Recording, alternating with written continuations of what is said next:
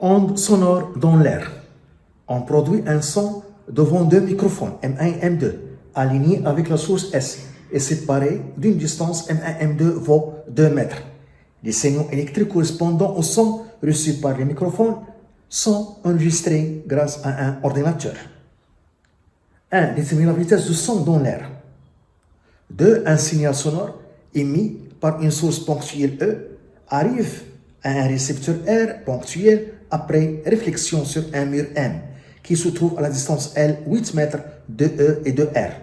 La distance entre E et R est d égale 20 mètres. Calcule la durée qui sépare les dates d'arrivée de l'onde réfléchie et l'onde directe au récepteur.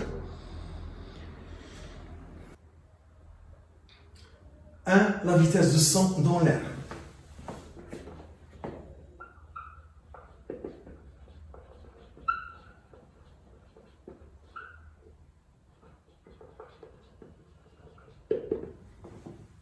On a la relation V est égale à la vitesse égale à la distance sur la durée. La distance M1, M2 entre les deux microphones sur la durée delta T. Delta T est égal à T2 moins T1. T1. La date d'arrivée de l'onde sonore au microphone M1. On lit sur l'écran de l'ordinateur cette date T1, c'est 0,002 secondes. T2, la date d'arrivée de l'onde sonore au microphone M2. On lit sur l'écran de l'ordinateur T2 0,008 secondes. Donc delta T, T2 moins T1. Donc c'est 0,006 secondes. La vitesse du son dans l'air, donc la distance M1, M2, 2 mètres sur la durée 0,06. On trouve V égale 330 mètres par seconde. 2. La durée qui sépare les dates d'arrivée de l'onde réfléchie et l'onde directe.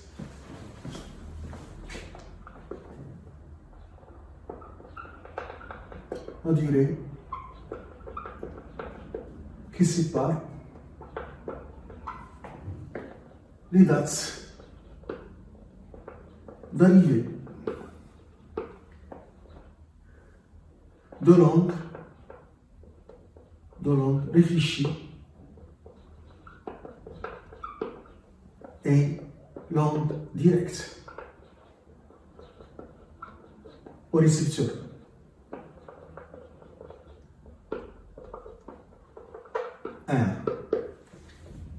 Le schéma, l'émetteur émet une onde sonore, le récepteur reçoit l'onde sonore. Le mur, le récepteur reçoit deux ondes, l'onde émise directe et l'autre l'onde réfléchie sur le mur. Pour l'onde directe, cette onde parcourt la distance D entre l'émetteur et le récepteur pendant une durée, delta T. Pour l'onde directe, on a V est égal à D sur delta T, D pour l'onde directe. Donc ce qui donne delta T, D est égal à D sur V.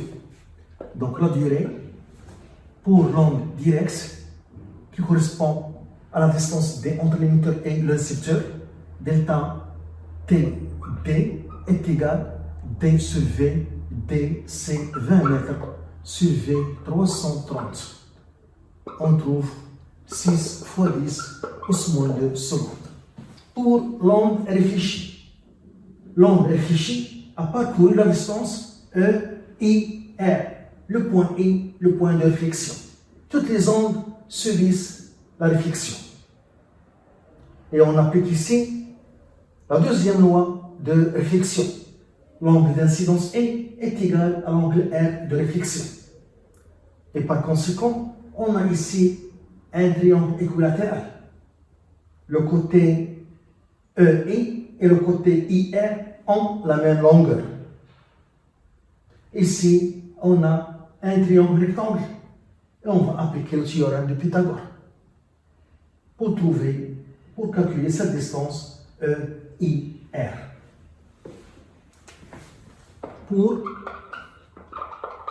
l'angle réfléchi.